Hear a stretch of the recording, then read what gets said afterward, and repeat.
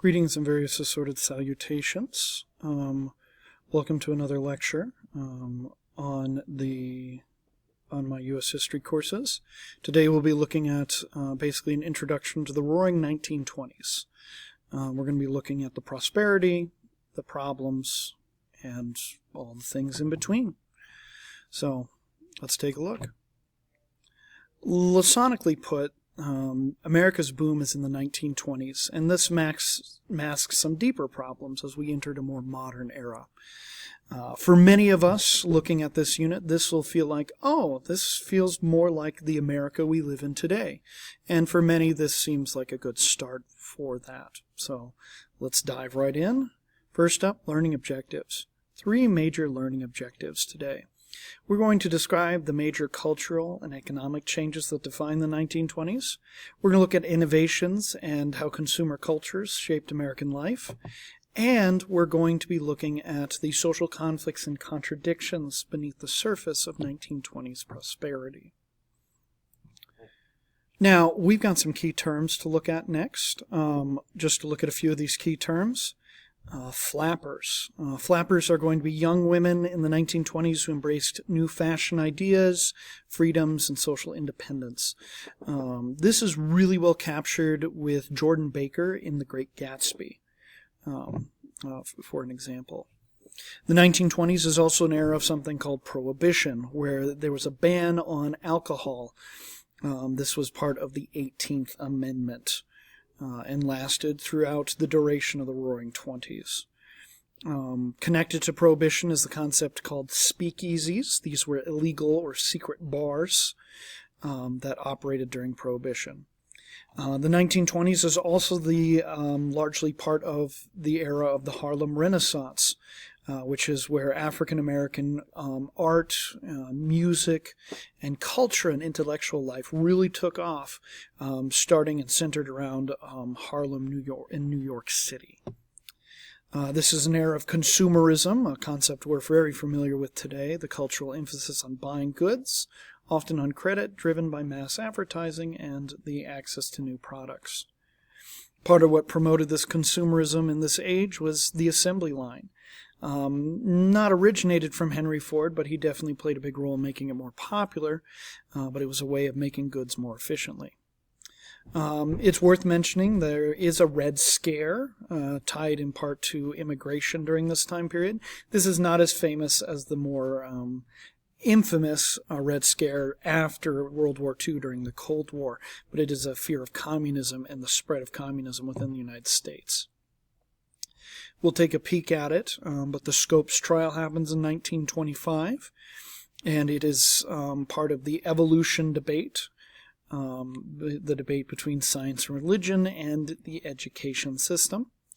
We also see nativism reign in this time period, which is an anti-immigrant sentiment, which led to very strict immigration laws and rise of groups like the Ku Klux Klan, the KKK. Also, to end on a happier note with our key terms, this is the Jazz Age. This is the nickname for this time period. But no, the Jazz Age refers to the music of the time period and maybe a shift in cultural values, kind of this shift towards something of a more, quote-unquote, modern America. But let's get into it. Boom times, technology and prosperity. The war, the Great War, devastated Europe. Factories were in ruins. A generation of young men were decimated by this war and the Spanish flu. And the United States was in a prosperity position to prosper. We didn't have fighting in our factory industrial regions. We didn't lose as much of our population to war and conflict. And quite frankly, much of the world owed money to the United States. And so even though there was an initial dip transitioning out of wartime economy, much of America is going to see prosperity throughout the 1920s. This prosperity is going to be largely driven by access to new goods. These new goods weren't cheap. For example, this ad for a radio here, but you could pay them off. over the span of a month. You could buy things on credit. You could pay things off over time. And so access to new goods and new technologies is going to drive a lot of the economic development. People buying stuff creates jobs. That's the idea here. Probably the best example of this is going to be the Model T, the automobile. Henry Ford takes the car, which was a wealthy man's product, and made it more accessible. He figured out how to make it cheaper using interchangeable parts, assembly line manufacturing. He was able to set the price of the car so that the average American worker could save up and reasonably afford to buy this car. And this will have a huge role in American city design, because now we can assume more and more people have access to cars. Other technologies such as airplanes and electrical appliances are going to become more popular. Additionally, in this time period, we're going to see urbanization. Factories are mostly located in cities. Urbanization is just a fancy word for the growth of cities. Factories are built in cities because a lot of workers can live there and be employed from there. Factories also are located in cities because as workers are working long hours in the factory, they're going to need to go buy goods and services. They're going to need grocery stores. They're going to need restaurants. They're going to need stores to buy things that they can't do themselves, such as buying clothing and things of that nature. And so cities are going to grow. Railroads are going to connect cities. We're going to also see the development of technologies like telephones connect cities as well. And so most of our economic growth and development and activity in the United States in the 1920s is going to be in the big cities, and they're only getting bigger. Now, it's not just economics and new goods and products and services coming in, like the vacuum cleaner and the radio and whatnot. We also see a cultural rebellion. We've got a lot of young Americans who, with access to mass media, whether it be on the radio or whatever, they want to do things differently from their parents. Probably the first group to look at is women. Women gained the right to vote due to their dedicated service during the Great War. Many women gained financial independence, coming into the cities, finding work for themselves. And this meant that these women were not as dependent on husbands or fathers for financial support. And so while their paychecks were not as high as men's in this time period, that financial independence gave a lot of women more say in how they wanted to live their life. We also see women gain the right to vote with an amendment in this time period. And this means that women have more political say, they have more financial say, and we're going to see that reflected in flapper and youth culture. Flappers are often, they're a variety of different fashion senses, but it was often shorter skirts, less traditional hairstyles, different dating culture. We'll go into more detail in this during the class in the unit. But the flapper was really kind of a women's fashion movement driven by women. We also see this as the era of the Harlem Renaissance. Harlem Hellfighters and many other African American veterans who fought for freedom, democracy, and peace on earth over in Europe, they came home and they were treated as second-class citizens thanks to Jim Crow laws and racial inequalities, especially found in the South. These African American veterans are going to say, this isn't right, this isn't working. Why can we fight and die for democracy abroad and defend others' democracy, but we don't have the full privilege back home? And so a number of these African Americans are going to play a huge role in the civil rights movement during and after the World War II. But you got to get started somewhere. We also see a lot of African American artists come to the fore in this time period. The African American experience, what their experience of America was, is going to be reflected in art. It's going to be reflected in music like jazz and poetry and sculpture. And so this is an era of incredible creativity with African Americans. What's going to spread flapper culture, what's going to spread the Harlem Renaissance is mass media. All mass media is another word for popular culture.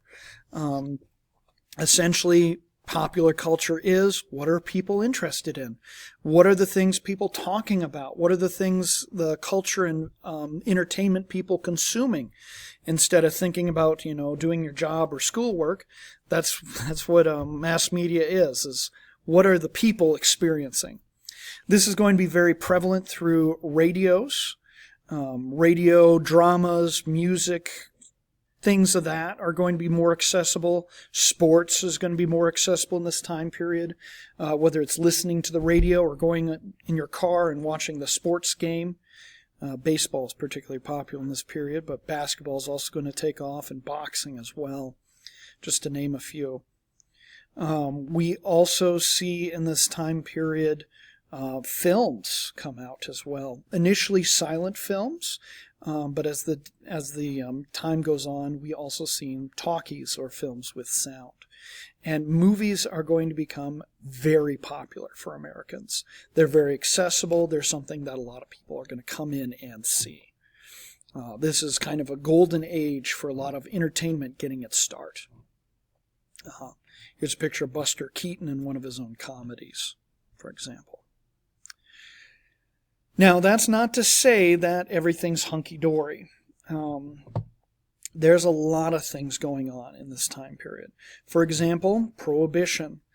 Some Americans felt that alcohol was the root of many evils in American society, and so through a great deal of effort, they managed to get on the 18th Amendment to the U.S. Constitution a ban on alcohol.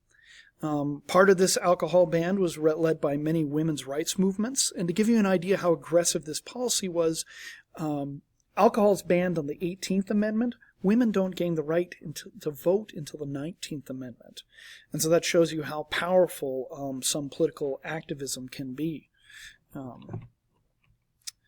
But this is partially carried out through something called the Volstead Act, and we'll look at this all in more detail. This lecture is kind of an introductory lecture for a lot of things. But Prohibition banned alcohol. This meant that if you had alcohol, you were consuming alcohol, it was likely you were a criminal. And this is going to do wonders for organized crime, because organized crime is going to seek to meet the demand the American public had for alcohol.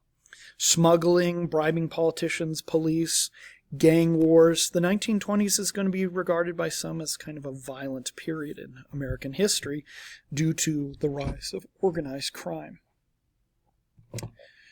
Unfortunately, the Roaring 1920s is also a golden age for the Ku Klux Klan.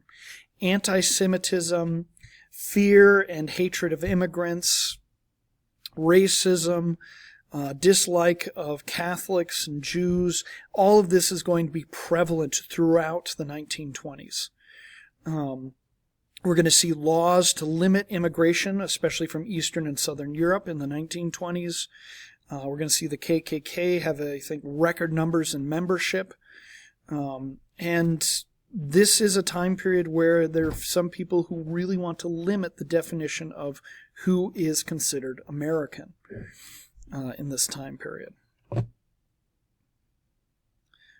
Even as far as a massive march in 1926, as pictured here in Washington, D.C. The Klan had a great deal of influence. Now, part of this is all stemming from a debate between tradition and modernism. You may have heard these terms, you may hear these terms thrown around a lot. What are they? Well, broadly defined, we need to think about this because this debate between modernism and tradition never really goes away. It evolves, it changes a little bit from time to time, but it is an ongoing thing that comes up time and time again in America in the 1920s and beyond. This is partially reflected in things like the Scopes trial, where how does science and religion fit into the American public? We'll look in that in more detail. But let's look at the two values. Traditionalism. Now, traditionalism is more or less a appeal to less change. There's a belief that people need to stick to the way things have been done in the past, and not seek change. If it ain't broke, why fix it? This leans more towards religion, conforming to certain moral codes, a rejection of newer ideas, sometimes technology, belief in small town communities, more traditional gender roles. They often supported prohibition and the ban of alcohol as a way to improve American morality. Sometimes it was anti-immigrant. And there was just this fear in traditionalism that we as Americans are straying too far from our roots and we could lose something, our soul, in this change. This is in contrast to modernism. Now, modernism is a bit of a catch-all term. It is used a lot. It has a lot of different meanings. A very simple meaning that we can work with is it is a vaguely defined perception that the world is changing. We should help make it change. Change is good. Change is going to occur. This is going to reflect in the increased amount of people moving into cities and away from the countryside. This is going to be reflected in flappers. This is going to be reflected in a belief that science has the answers to things. It's going to see an emphasis on consumerism. It's going to see the Harlem Renaissance and women's rights. It's going to see a growth in individualism. Instead of doing what is best for the community, people are looking to express themselves. That is some of the aspects of modernism. But perhaps to get a better understanding of this, let's look at a piece of art to look at modernity and traditionalism. So this is a painting. Let's see if we can blow this up here. This is a painting by Edward Hopper, a famous painting from this era. It's a 1927 painting called Automat. Just take a moment to look at the painting. You may want to pause the video, but look at what it shows.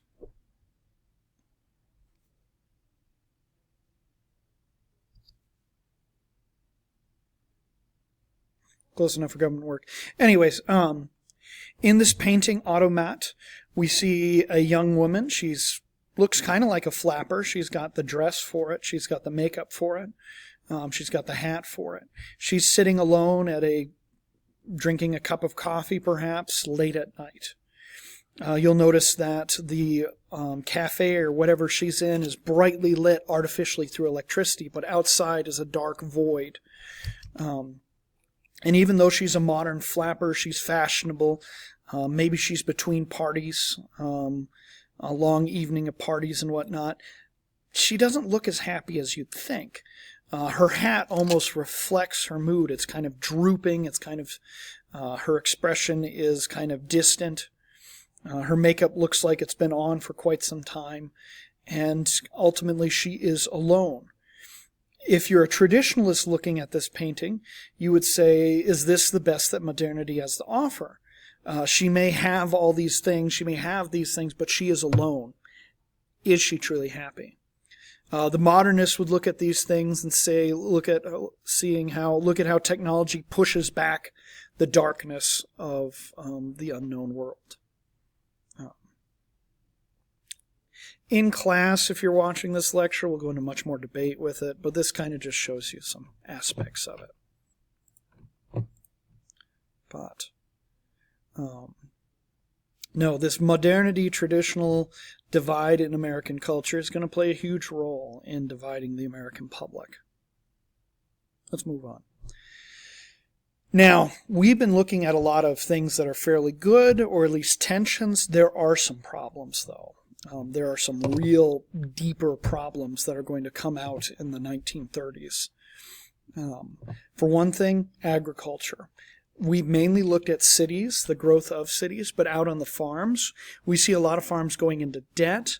We see a lot of farms not able to fully function, and in some cases, the farmers are running out of the resources to keep their farm running. And so we're going to see a lot of economic and financial strife throughout the 1920s out in America's heartland and out west. We're also going to see a lot of bad economic habits showing in the 1920s. A lot of people are buying new technology, buying new products. They're doing that consumer culture, but they're taking on debt to do so. And that debt, if you're not careful with it, it could consume you. It could do a lot of damage. We also see the stock market is doing a bull market. It just seems to go up and up and up and up and up and up. And people are even taking out loans to invest in companies. They're investing money that they probably can't afford to lose. And that's okay for a little bit, but in the long run, that may not end well. And we're going to see that in the crash in 1929 at the end of the Roaring '20s. But what we can see across this is there's a lot of new hope and optimism coming out of World War I. There's a lot of culture and excitement coming out of World War I. But there's some underpinning problems and racism and nativism and economic strife that is just bubbling beneath the surface, along with Prohibition. It's a lively era, and we'll get into more detail with it as we continue through the unit in the course. I hope this introduction helps, and, well, until later.